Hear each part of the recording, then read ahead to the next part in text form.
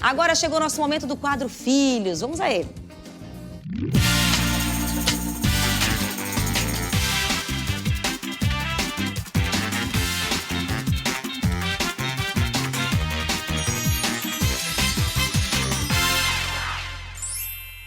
Nosso tema, ele trata muito de conscientização, porque setembro, ele é um mês também dedicado a falar sobre o câncer infantil e juvenil. De acordo com o Instituto Nacional de Câncer, o INCA, no Brasil, esse câncer ele já representa a primeira causa de morte por doença, o câncer infantil e juvenil, entre meninos e meninas de 1 até os jovens de 19 anos.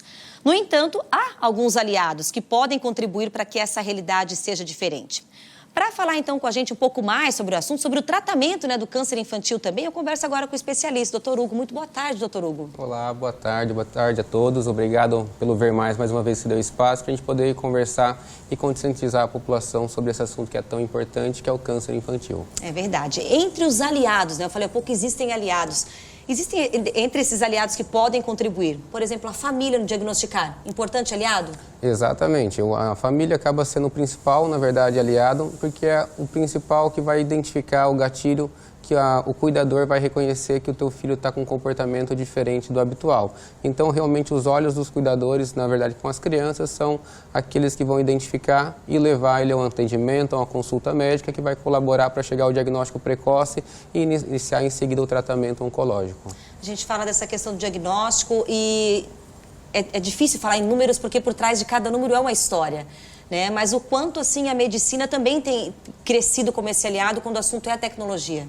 É muito bom já trazer que esse assunto, que hoje em dia a taxa de cura, como se diz, do câncer infantil de forma nacional é em torno de 80%. Então, é para desmistificar aquilo que todo mundo associa, às vezes, o câncer com a morte. Hoje em dia, o tratamento, da maneira que avançou e os recursos que nós temos hoje de tratamento, nós atingimos a taxa de em torno de 80% a cura de todos os cânceres, sendo uns um pouco maior ou então um pouco menor. Em destaque tem a leucemia, que hoje que é a principal causa de câncer infantil, que em dados americanos ou então europeus e até da realidades de algum serviço aqui a nível nacional, que em torno de 90% a 95% tem a cura.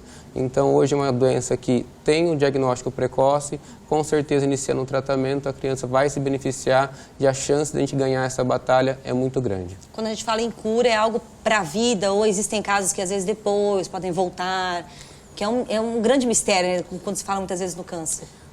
Todo paciente que desenvolve, na verdade, o câncer em um momento, ele tem a possibilidade de ter o retorno. Mas fazendo acompanhamento após o término do tratamento também, a gente consegue definir ou então estabelecer o critério de cura a partir de 5 ou 10 anos, na verdade, ele livre da doença do diagnóstico inicial. E o tratamento de forma exemplar, assim, ele acaba sendo considerado com a quimioterapia, junto, às vezes, dependendo do diagnóstico também, a radioterapia, aliado com a cirurgia. Esses são as principais, na verdade, armamentos ou munições que nós podemos combater o câncer. E para poder trazer, ilustrar um pouco o que significa a quimioterapia, que às vezes fica uma coisa abstrata, difícil de compreender, a quimioterapia é nada mais do que como uma medicação para controlar, às vezes, a pressão, a diabetes, que você precisa de mais medicamentos, não é um medicamento isolado para combater a pressão. Tomou uma medicação para pressão, não controlou, precisou de 2 ou 3 e acabou controlando a pressão da maneira que ela se tornou, vamos dizer assim, normal. O câncer também acaba sendo a somatória de medicações para poder fazer a quimioterapia e combater determinado tipo específico de câncer. Aliado, ele pode estar junto à radioterapia ou então também à cirurgia, somando, vamos dizer assim, as 3 munições principais do tratamento. E a medicação, a quimioterapia, ela pode ser tomada como uma cápsula, ou então um xarope via oral, ou então administrado intramuscular, como uma injeção também, ou sendo ele feito endovenoso através de um acesso venoso, que popularmente o pessoal coloca um sorinho e acaba recebendo a medicação. Essas são as 3 principais vias que a gente consegue administrar e chegar com que a medicação combata essa célula que seja doente e que precisam, vamos dizer assim, do tratamento adequado. Agora, o tratamento também envolve a família, né? Porque às vezes Sim. são tão crianças e esse pai, essa mãe, irmãozinhos, às vezes nessa luta. Acho que faz questão de dias também uma imagem que correu o mundo, comoveu a muitos, a irmãzinha ajudando, cuidando do irmãozinho menor, assim, no banheiro, que ele está em um tratamento, né, de câncer, enfim. Isso também envolve a multi.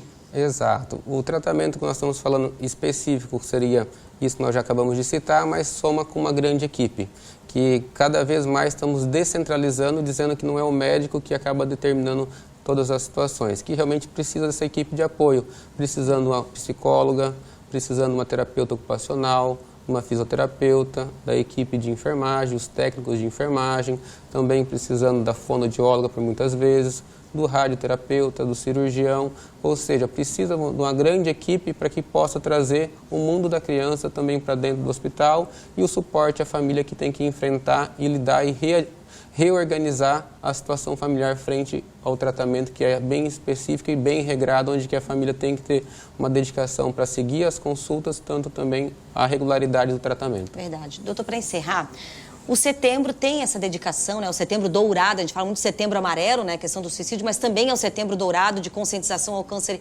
infantil e juvenil.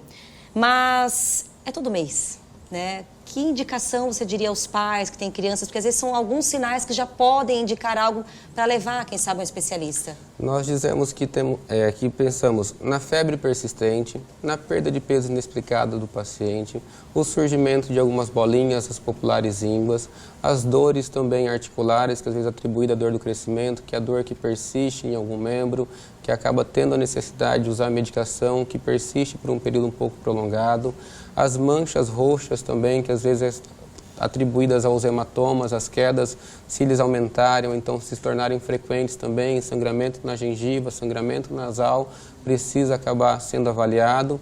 As dores de cabeça que acabam despertando a criança na madrugada ou então despertando durante o dia e trazendo a irritabilidade que está fora do comportamento habitual e também um atraso então da fala, do desenvolvimento ou voltando a criança que caminhava com alguma alteração da marcha, são sinais que trazem, vamos dizer assim, um alerta e todo sintoma precisa ter um diagnóstico. Não tratar um enjoo, tratar um vômito isolado. Buscar o diagnóstico, a causa de base, que isso vai fazer com que chegue ao diagnóstico precoce e ao acesso ao tratamento mais fácil. Tá certo. Muito obrigada pela vinda e os esclarecimentos. Viu, doutor Hugo? Mais uma vez, né? Sempre de portas abertas aqui. Obrigado. Obrigada. Obrigado.